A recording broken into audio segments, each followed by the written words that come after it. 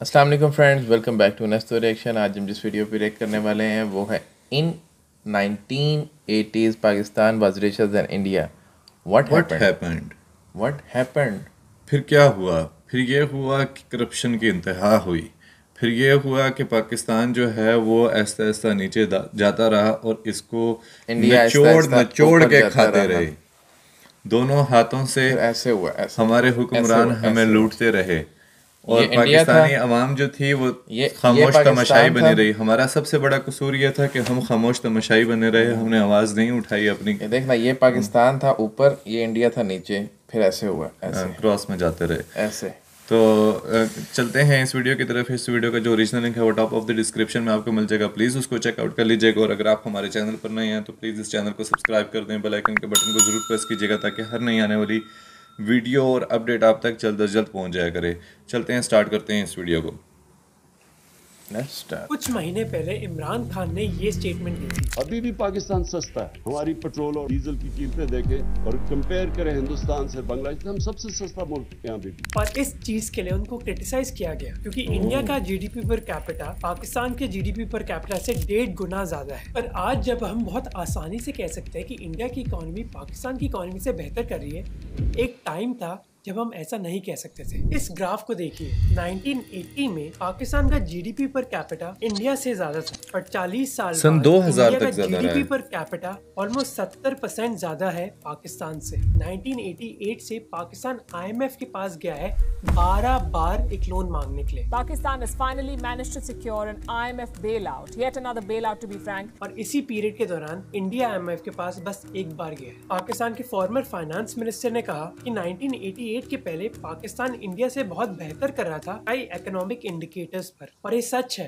1960 से 1980s के दौरान पाकिस्तानी इकोनॉमी इंडिया से ज्यादा तेजी से ग्रो कर रही थी। इनफैक्ट 1980s में पाकिस्तान के एग्रीकल्चर और मैन्युफैक्चरिंग सेक्टर्स में ग्रोथ थी और उनकी अनएम्प्लॉयमेंट रेट भी बहुत कम थी। पर आज सिचुएशन बहुत अलग है। मैं ये भी कौम से अपील करूंगा कि हम चाय की एक एक प्याली, दो दो प्यालियां कम कर दें, क्योंकि जो चाय हम इंपोर्ट करते हैं वो भी हम उधार लेकर इंपोर्ट करते हैं। इंडिया का फॉरेन डायरेक्ट इन्वेस्टमेंट चाय बीमारी बंद कर रहे हैं, रेड लाइन हमारी क्रॉस कर रहे और हैं। कई ह्यूमन डेवलपमेंट इंडिकेटर्स पर भी इंडिया पाकिस्तान से आगे है। और इंडिया ही नहीं, बांग्लादेश, जिसकी 1971 में पाकिस्तान की इनकम के आधे से भी कम थी, अब वो एक्सपोर्ट्स, एजुकेशन और लाइफ एक्सपेक्टेंसी में पाकिस्तान से आगे है। तो एक समय पाकिस्तान की इकोनॉमी इंडियन इकोनॉमी से आगे थी, पर अब सिचुएशन बहुत अलग है। तो ऐसा हुआ क्या जिसकी यानी वजह जो से अब IMF के पाकिस्तान पास जा इतना जाके ना, पीछे है इंडिया से? इसी के तभी बारे में हमारे हम हालात बात खराब करेंगे हुआ। इस वीडियो में।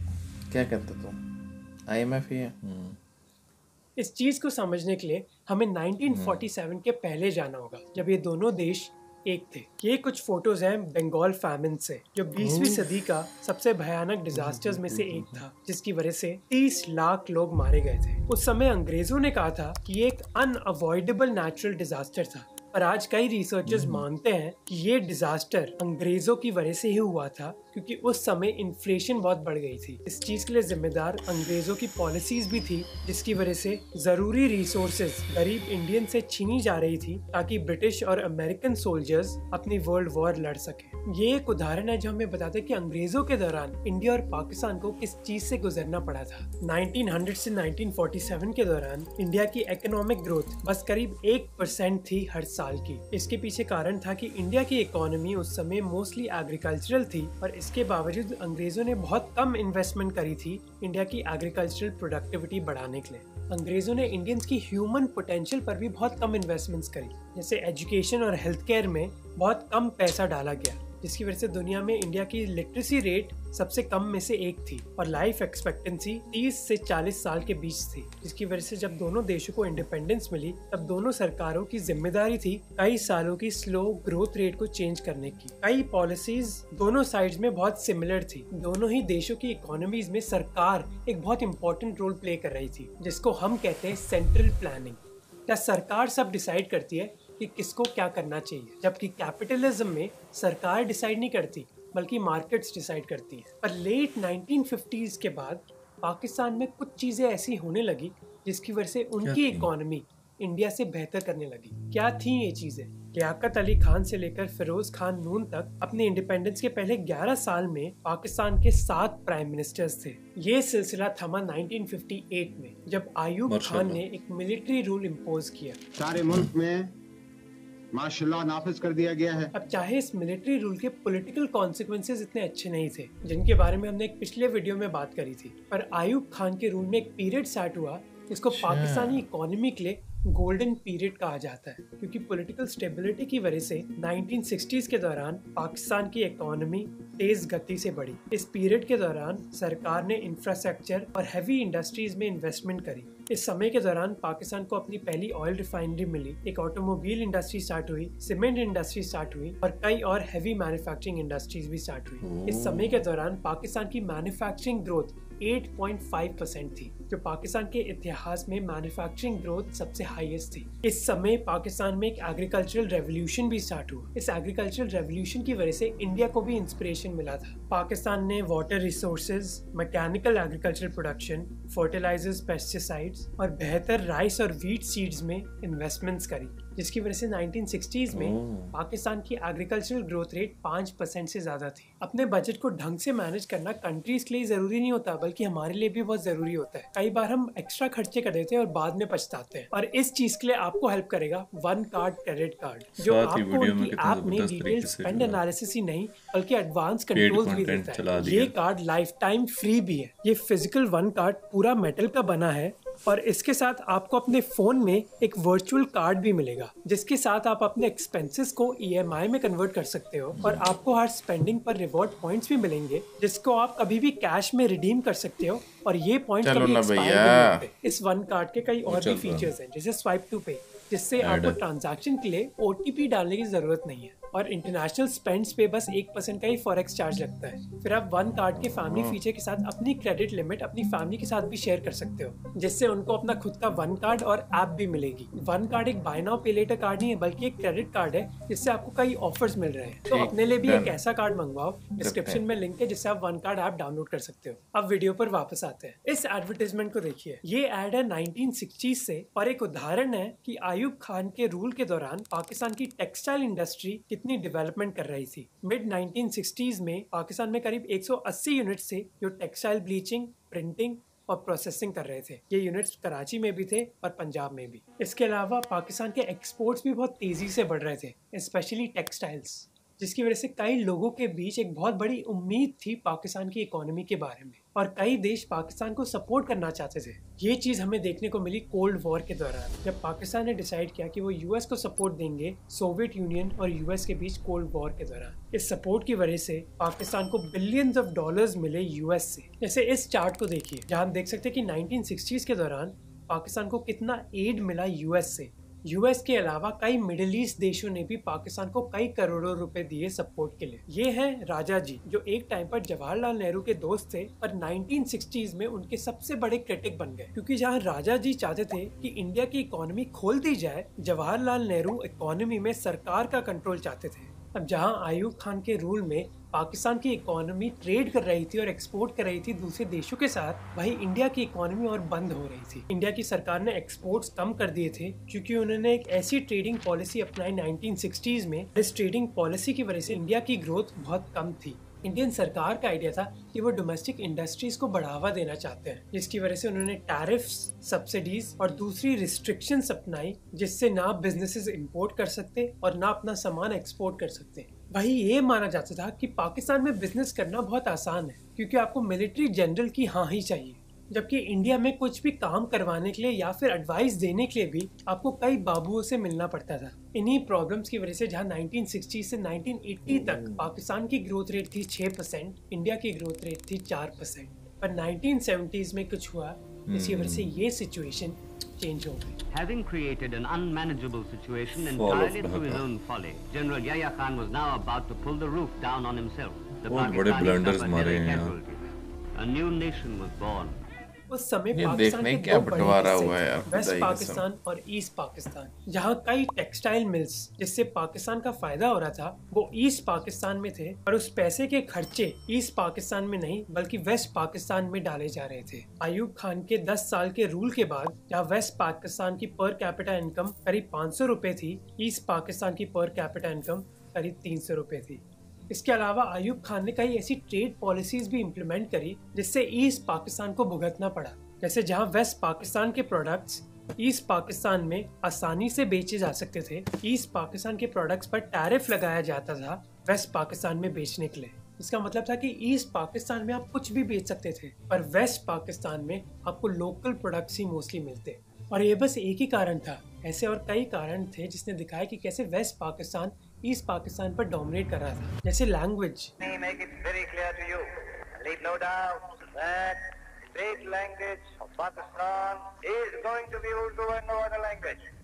इन कारणों की वजह से ही ईस्ट पाकिस्तान में एक रिवोल्ट स्टार्ट हुआ। वेस्ट पाकिस्तान में भी जुल्फिकार अली भुट्टो अयूब खान के खिलाफ प्रदर्शन कर रहे थे। It is better than the country being led towards a civil war, which Ayub Khan was engineering. जिसके बाद अयूब खान पावर से चले गए और उनको रिप्लेस किया गया याया खान ने, और उसके बाद जो हुआ उसने पाकिस्तान की इकोनॉमी को और पीछे धकेल दिया। 1970 में एक बहुत बड़ा साइक्लोन आया ईस्ट पाकिस्तान में, जिसकी वजह से एक रात में करीब 5 लाख लोग मारे गए। पर वेस्ट पाकिस्तान की लीडरशिप ने बंगालीज को बचाने के लिए ज्यादा कुछ किया नहीं, जिसकी वजह से ईस्ट पाकिस्तान के लोग इतना तंग आ गए थे कि ईस्ट पाकिस्तान के इलेक्शंस में याया खान बहुत बुरी तरह हार गए। पर याया खान ने ये हार मानी नहीं, उल्टा उन्होंने कहा कि ये हार फेक न्यूज की वजह से है। उन्होंने आर्मी भेजी ईस्ट पाकिस्तान में और एक जेनोसाइड स्टार्ट कर दी, जिसकी वजह से लाखों बंगाली रेफ्यूजीज इंडियन बॉर्डर को क्रॉस कर गए और इंडियन सरकार डायरेक्टली इस जंग में इन्वॉल्व हो गई। 1971 में फिर बांग्लादेश को इंडिपेंडेंस मिली। अब इतनी बड़ी वॉर की वजह से पाकिस्तान की इकोनॉमी को एक बहुत बड़ा झटका लगा। इस जंग की डायरेक्ट और इनडायरेक्ट कॉस्ट एस्टिमेट करी जाती है करीब $10 बिलियन पर। इसके अलावा हमें ये भी याद रखना चाहिए कि इस जंग की वजह से पाकिस्तान ने अपना ग्रोथ इंजन खो दिया था, और ये ग्रोथ इंजन था बांग्लादेश। ईस्ट पाकिस्तान के सी ट्रेड रूट की वजह से ही पाकिस्तान दूसरे देशों के साथ ट्रेड कर पाता था। 1971 से पहले पाकिस्तान की टेक्सटाइल इंडस्ट्री का एक बहुत बड़ा हिस्सा बांग्लादेश यानी कि ईस्ट पाकिस्तान में था, जहां बंगाली लोगों ने अपनी जूट फैक्ट्री सेटअप करी थी। इस जंग के बाद पाकिस्तान जुल्फिकार अली भुट्टो की लीडरशिप में आ गया और फिर पाकिस्तान एक सोशलिस्ट इकोनॉमी की तरफ बढ़ने लगा, जिसका मतलब था कि बैंकिंग सिस्टम, इंश्योरेंस कंपनीज और कई और इंडस्ट्रीज पूरी तरह नेशनलाइज हो गई। और जब सरकार ने इन सारी इंडस्ट्रीज पर कंट्रोल ले लिया तो इकोनॉमी और भुगतने लगी। प्राइवेट इन्वेस्टमेंट पूरी तरह गिर गई और फॉरेन इन्वेस्टर्स देश छोड़कर चले गए। पाकिस्तान की कई बड़ी इंडस्ट्रियल फैमिलीज फिर पाकिस्तान छोड़ गई, जैसे दाऊद्स यूनाइटेड स्टेट चले गए, साइगोल्स मिडिल ईस्ट और हबीब्स यूरोप पर फोकस करने लग गए। अब आगे बढ़ने से पहले अगर आपको ऐसे मैं तो सब्सक्राइब करने वाला हूं, तो प्लीज सब्सक्राइब कीजिए ताकि हम ग्रो कर सके और हम ऐसा ही कंटेंट बना सके। जहां 1960s में पाकिस्तान बहुत ग्रो कर रही थी, 1970s में उनकी इकोनॉमी तहस नहस हो गई। 1972 से 1977 में पाकिस्तान ने एक बहुत बुरी इन्फ्लेशन फेस करी, जहां हर साल दाम 15% तक बढ़ रहे थे। अब इंडिया में भी इंदिरा गांधी ने कई बिजनेसेस नेशनलाइज कर लिए थे, पर फॉर्चुनेटली इंडिया इस चीज से रिकवर कर पाया, पर पाकिस्तान नहीं। फिर दूसरी समस्या थी पॉलिटिकल और सिक्योरिटी रिस्क। जैसे 1977 में पाकिस्तान में एक और मिलिट्री कू हुआ। ये कू किया था मोहम्मद जिया उल हक ने, जिन्होंने जुल्फिकार अली भुट्टो को अरेस्ट करवाया और उनको जेल में डाल दिया और 2 साल बाद उनको फांसी पर चढ़ा दिया। पर जिया उल हक का रूल पाकिस्तान के लिए अच्छा भी था और बुरा भी, क्योंकि जुल्फिकार अली भुट्टो की सरकार ने प्राइवेट सेक्टर पर सरकार का कंट्रोल बढ़ा दिया था, जो जिया उल हक ने कम करने की कोशिश करी प्राइवेट इन्वेस्टमेंट को बढ़ावा देने के लिए। पर दूसरी चीज जो जिया उल हक ने करी वो थी पाकिस्तान इकोनॉमी में इस्लाम को बढ़ावा देना। स्टार्ट हुआ था Islamisation. I will bring back the Islamic values. I will venture for the Islamization of laws.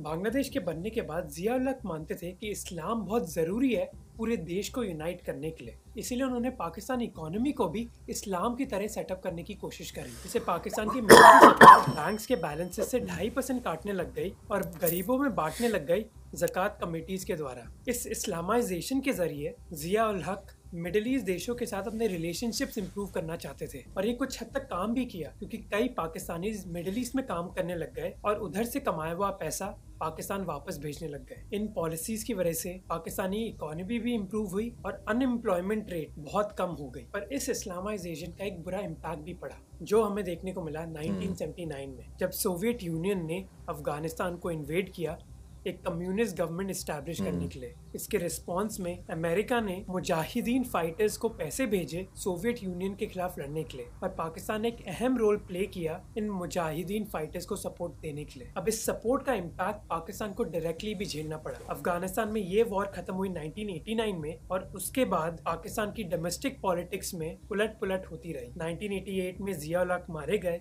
और फिर 1999 में परवेज मुशर्रफ ने एक और कू किया, और 1988 और 99 के बीच साल डेढ़ साल बाद हुकूमत जिया उल हक की इस्लामाइजेशन का इम्पैक्ट पाकिस्तान की सिक्योरिटी पर भी पड़ा। कई रिलीजियस पॉलिटिकल पार्टीज क्रिएट हुई जो एक दूसरे से कम्पीट करती, ये दिखाने के लिए कि कौन इस्लाम को सपोर्ट कर रहा है। इस चीज की वजह से वायलेंस बढ़ा पाकिस्तान में, और पाकिस्तान कभी अपनी इकोनॉमी पर फोकस कर ही नहीं पाया। फिर लगातार मिलिट्री कूज की वजह से पाकिस्तानी इकोनॉमी में दो चीजें हुई। पहले कि मिलिट्री उनकी इकोनॉमी को डोमिनेट करने लग गई। आप शायद विश्वास नहीं करोगे, पर यूनाइटेड नेशंस ने कहा है कि पाकिस्तानी मिलिट्री पाकिस्तान की सबसे बड़ी रियल एस्टेट डेवलपर है। फौजी फाउंडेशन और आर्मी वेलफेयर ट्रस्ट दो मिलिट्री बिजनेस ऑर्गेनाइजेशंस हैं जिनके करोड़ों में प्रॉफिट्स हैं। दूसरा मुद्दा था कि पाकिस्तानी इकोनॉमी को बस कुछ बिजनेसमैन डोमिनेट करने लग गए जो पाकिस्तानी सरकार और मिलिट्री से क्लोज थे। जैसे ये है जहांगीर तरीन, पाकिस्तान के बड़े पॉलिटिशियंस और बिजनेसेस में से एक, जिनका एक बहुत अहम रोल था इमरान खान को प्राइम मिनिस्टर बनाने का। आप क्या गेस कर सकते हैं उनका मेन बिजनेस क्या है? चीनी।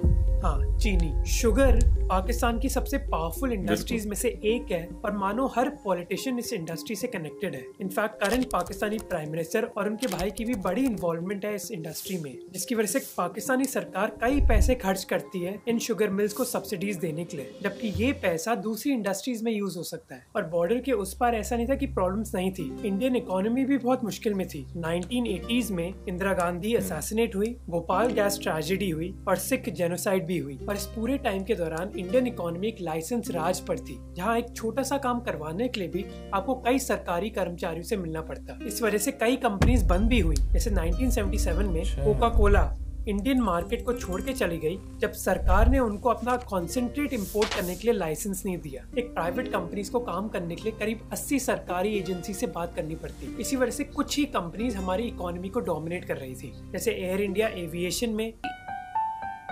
दूरदर्शन टीवी पर,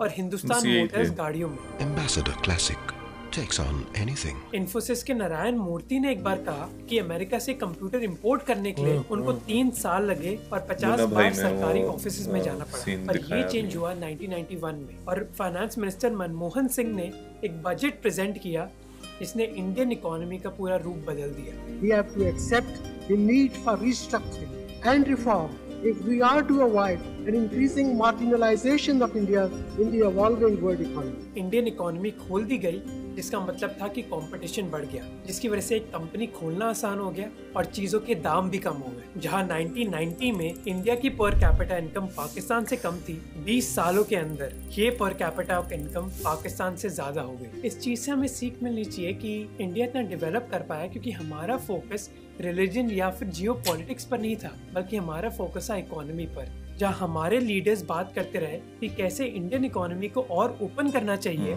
पाकिस्तान की इकोनॉमी अभी भी बहुत हद तक मिलिट्री के कंट्रोल में है। पर इस चीज की कोई गारंटी नहीं है। हमारी डेवलपमेंट तब तक होगी जब तक इकोनॉमी फोकस में रहेगी, और ये बस सरकार की जिम्मेदारी नहीं है बल्कि मेरी और आपकी भी है। अगर आप इधर तक आ गए और आपको वीडियो अच्छा लगा तो सब्सक्राइब कीजिए हमारे चैनल को, और अगर आपको ये वीडियो अच्छा लगा, आपको ये वीडियो भी अच्छा लगेगा जहाँ हम बात करते हैं पाकिस्तानी इकोनॉमी की और किस वजह से पाकिस्तानी सरकार को IMF से लोन देने पड़ते हैं। तो इस वीडियो को जरूर। मुझे सबसे अच्छी बात ये लगी है कि मैं कोई एक इनका सेंटेंस भी ऐसा नहीं था कि जिससे मैं डिसएग्री करूं कि यार ये इन्होंने ज्यादती की है ये बोलकर या कुछ भी। काफ़ी मैंने इंडियन चैनल्स यूट्यूबर्स देखे हैं कि जो कि अगर पाकिस्तान इकोनॉमी पर बात करते हैं तो वो बहुत डिसग्रेसफुल तरीके से बात करते हैं। मतलब वो बहुत नीचा दिखाने के लिए या इस तरीके से बात करते हैं, इस तरीके से बात करते हैं कि वो अगर मैं सुनूं तो शायद मुझे दुख हो। लेकिन इन्होंने इतने ज़बरदस्त तरीके से फैक्ट्स बयान किए हैं कि मैं सिर्फ ये कह सकता हूँ कि ज़बरदस्त तरीके से यार, मैं इनकी चैनल को लाजमी सब्सक्राइब करूँगा और इनकी और भी वीडियोस पर लाजमी रिएक्शन दूंगा या देखूँगा लाजमी। अभी कर लेते हैं, बल्कि फिर बाद में ऐसा ना हो। अभी असल में लैपटॉप पर है ना, मैं अपने मोबाइल से करूँगा, फिर उधर मुझे नोटिफिकेशन मिल जाते हैं, ये वजह। तो गाइस मुझे इस चीज़ की अब खुशी है कि इंडिया जो है वो काफ़ी ज़्यादा ग्रो कर रहा है, लेकिन इन्होंने जो खामियां बताई हैं पाकिस्तान के जो ग्रो रुका है ना, वो बहुत जेन्युइन बताई हैं, बहुत जेन्युइन बताई हैं। ऐसी बताई हैं कि जैसे वो इन्होंने कहा ना कि डिफरेंट देख डिकेड्स में कू हुए, ठीक है, उसमें याह्या खान या फिर उससे पहले अयूब खान की जो डेवलपमेंट्स थी वो भी बताई, जो हमने खुद भी हिस्ट्री में पढ़ी हैं कि जितनी बड़ी मिल्स हैं, जितने बड़े कारखाने हैं, वो अयूब खान के दौर में लगे हैं। बिल्कुल ऐसे। लेकिन उन्होंने फिर आखिर में वो भी बताया कि कैसे वो जवाल आया, फिर कैसे बांग्लादेश हमसे अलग हुआ और कैसे वो सारा कुछ, मतलब वो जो इकोनॉमी इतनी तेजी से बढ़ रही थी वो कैसे इन्होंने जो स्टडी की है वो बहुत ही जेन्युइन स्टडी की है, आउटस्टैंडिंग, आउटस्टैंडिंग, ज़बरदस्त। तो आप लोग क्या सोचते हैं गाइस इस वीडियो के बारे में, इस पूरी हिस्ट्री के बारे में? और अच्छा, एक वो मैं अगर, क्योंकि फिर मैं भूल जाता हूँ, ज़ियाउल हक के बारे में जो इन्होंने बताया, आप यकीन करेंगे कि मैं जब स्टूडेंट, मतलब छोटी उम्र में था, तो ऐसा एक था कि यार ज़ियाउल हक बहुत अच्छा लीडर था, ये था वो था, सिर्फ इस वजह से क्योंकि उसने इस्लाम का नाम यूज़ किया था। और ये मुझे बाद में जाकर ये रियलाइज़ होना शुरू हुआ कि नहीं, वो सिर्फ यूज़ किया था। उसका इस तरह का वो था कि अगर काश वो पाकिस्तान के लिए कुछ करते, काश अगर वो जेन्युइनली पाकिस्तान के साथ मुखलिस होते, तो आज पाकिस्तान इस डगर पर ना होता जिस डगर पर आज है। ये पाकिस्तान ने भुगता है दूसरों की, मतलब अमेरिका की जो लड़ाई थी ना, वो अपने सर लेकर अफ़गानिस्तान में यहाँ से तालिबान बना कर भेजना या वो करना, या उधर से जो असला आता था, ठीक है वहाँ उस टाइम पे एड मिली, लेकिन उसका देर पा फ़ायदा नहीं हुआ, उसका नुकसान ही हुआ है, क्योंकि ऐसा ऐसा टेररिज्म बढ़ा, ऐसा ऐसा जो पाकिस्तानी लोगों की बर्दाश्त है ना, वो कम हुई है। अभी भी ऐसा है कि पॉलिटिकल भी अगर आपने दूसरे को नीचा दिखाना है, तो जो यूज़ किया जाता है वर्ड, वो इस्लाम को यूज़ करके दूसरे को, कि इसने देखो इस्लाम के ख़िलाफ़ बात की है, इसने देखो ये तो इस्लाम का दुश्मन है, इसको देखो ये तो इंडिया के साथ दोस्ती कर रहा है, इसको देखो ये तो इसने यूँ किया है। मतलब किसी तरीके से ना जो आम लोग हैं ना, उनके जज्बात को उभारा जाता है उसके अगेंस्ट के यार ये एंटी इस्लाम है, एंटी इस्लामिक है। तो इस वजह से हम लोग अपनी इकोनॉमी पर आज तक फोकस कर ही नहीं पाए। और इन्होंने एक और बात सबसे अच्छी की कि इसमें सिर्फ सरकार का नहीं, इसमें मेरा, आपका, हम सब का हिस्सा होता है, तो उसको भी एग्री करना चाहिए। तो गाइस वीडियो बहुत ज़्यादा अच्छी थी, अगर आपको अच्छी लगी है तो प्लीज़ वीडियो को लाइक कर दीजिए और चैनल को सब्सक्राइब कर दीजिए, बेल आइकन के बटन को जरूर प्रेस कीजिएगा ताकि हर नई आने वाली वीडियो आप तक जल्द से जल्द पहुंच जाए। मिलते हैं नेक्स्ट वीडियो में, टेक केयर।